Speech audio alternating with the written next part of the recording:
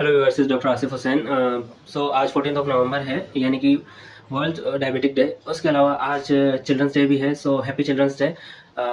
विश्व मधुमेह दिवस के उपलक्ष्य में हम बात करेंगे आज मधुमेह के बारे में, यानी कि डायबिटीज़ के बारे में। वैसे देखा जाए तो जो इंडिया है वो डायबिटीज़ के अंदर टॉप रैंक करता है। अब हमारे यहाँ डायबिटीज़ के सबसे ज़्यादा केसेस है, और ये होने का एक जो सबसे बड़ा कारण है वो शुगर्स का कंजप्शन, उसके अलावा सेडेंटरी लाइफस्टाइल। उसके अलावा मेरा मानना है कि जो हम गेहूं कंज्यूम करते हैं उससे सबसे ज़्यादा डायबिटीज़ होने के चांसेस बढ़ जाते हैं। क्योंकि आपने देखा होगा कि जो हमारे दादा वगैरह थे या हमसे पहले के जो लोग थे वो गेहूं बहुत ओकेशनली खाते थे। उसके अलावा जो हो गया बाजरा हो गया, रागी होगी, इन सब के आटे को कंज्यूम करते थे। उसके अलावा मेहनत भी काफ़ी करते थे, तो इस वजह से उनको डायबिटीज़ नहीं होती थी, बहुत रेयरली देखने को मिलती थी। और अभी के दौर में इंडिया के अंदर डायबिटीज़ एक बहुत कॉमन बीमारी है। तो हम बात करेंगे कि किस तरीके से आप डायबिटीज़ पे कंट्रोल कर सकते हैं और किस तरीके से खुद को हेल्दी रख सकते हैं। तो सबसे पहले जो डायबिटीज़ है उसकी नॉर्मल लेवल्स की हम बात कर लेते हैं।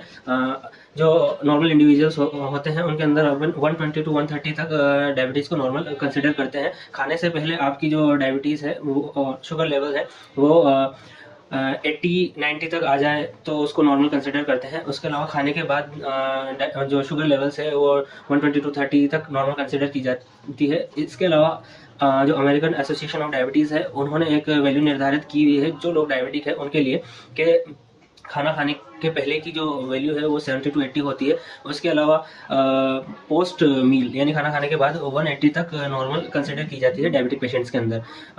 तो डायबिटीज़ के स्पेसिफिक आप फिजिकली लक्षण भी खुद के अंदर पहचान सकते हैं, जैसे कि गर्दन का काला होना, आर्मपिट्स का काला होना। इसके अलावा भूख प्यास ज़्यादा लगना, थकान ज़्यादा होना। इस कंडीशन में आप अपना रेगुलर जो है शुगर की इन्वेस्टिगेशन करवा सकते हैं, जैसे कि खाना खाने की पहले की जो शुगर है वो करवाएं और खाना खाने के 2 घंटे बाद शुगर करवाएं।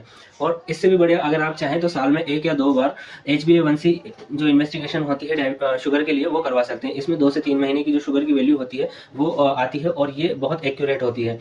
अब हम बात करते हैं प्रिवेंशन और कंट्रोल की। प्रिवेंशन और कंट्रोल कैसे किया जाए? प्रिवेंशन यानी कि बचाव के अंदर हम क्या कर सकते हैं कि रेगुलर एक्सरसाइज करें। जो अभी की सिनेरियो के हिसाब से जो 30 साल की एज अबव वाले जो एज ग्रुप के जो लोग हैं वो ज़्यादा प्रोन होते हैं डायबिटीज़ के लिए। तो हमें चाहिए कि हम रेगुलर एक्सरसाइज करें, मॉर्निंग और इवनिंग में रेगुलर एक्सरसाइज करें, खाना खाने के बाद वॉक करें। उसके अलावा जो अपनी डाइट है, डाइट के अंदर हेल्दी फूड शामिल करें, जैसे कि मीठा कम से कम लें, जो वाइट शुगर है उसका कम कंजप्शन किया जाए। उसके अलावा खाने के अंदर वेजीज वगैरह, सलाद वगैरह ये सब इस्तेमाल करें। डायबिटिक पेशेंट के अंदर भी इन्हीं सब चीज़ों को फॉलो करते हैं कि जो मील्स होते हैं उसको टुकड़ों के अंदर लिया जाता है, 4 या 5 या मतलब थोड़ा थोड़ा करके मील्स लिया जाता है, एक साथ मील नहीं लेते। एक साथ मील लेने के ऊपर क्या होता है कि डायबिटीज़ का जो शुगर का जो लेवल है वो बढ़ जाता है। तो अगर आपको जैसे शुगर है, डायबिटीज़ है, तो उसके अंदर आपको ये करना है कि एक तो मील्स आप टुकड़ों में लें, यानी कि इंटरवल्स पे लें, थोड़ा थोड़ा खाएं।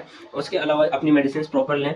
खाना खाने के पहले अगर आप भूल जाते हैं तो खाना खाने के बाद भी ले सकते हैं। उसके अलावा खाने के अंदर सलाद लें। जो आटा है, सबसे इंपॉर्टेंट चीज़, जो आटा है वो मिक्स आटा लें, जैसे कि 4-5 तरह के उसके अंदर वो मिला सकते हैं।